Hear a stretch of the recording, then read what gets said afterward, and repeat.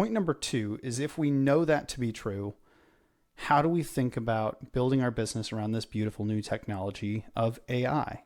There are elements within the process that make tons of sense to go out and automate and use these tools for. The key is breaking down that sales process, breaking down that any of those processes within your business, and identifying which of these really matter with the human touch. And how do we amplify that by allowing the humans to take all of their time focused on that area, and then we take the AI to figure out how to automate the rest of it, to make the rest of it a bit easier.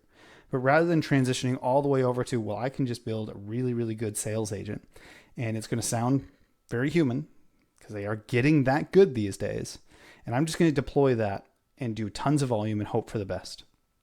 You may get sales. But based on this data, the sales would never be as good as if you had a real sales closer on the other end of the line, having a human-to-human conversation. Sales is still going to be one of those pieces that we can't fully automate away. And so the big piece of this entire story, this entire concept, is to recognize that there is absolutely a place for automating things. There's absolutely a place for leveraging AI. But as we start thinking about the priority order in which we start working through these things, leveraging AI to replace your salespeople is probably not the place that I'd recommend starting.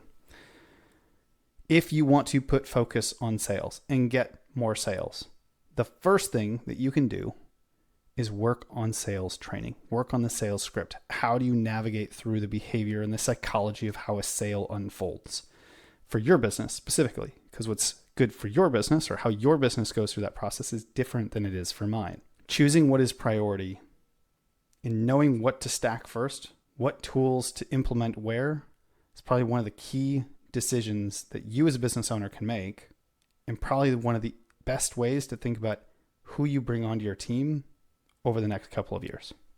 $500 average order volume, $20,000 average order volume. Know where your threshold is, because perhaps you're leaving your best sales on the table. And if you've stayed with me to the end, YouTube is now recommending this video right here as the next one for you to watch. I encourage you to go watch it. Continue on. And as always, let's go build some amazing businesses together.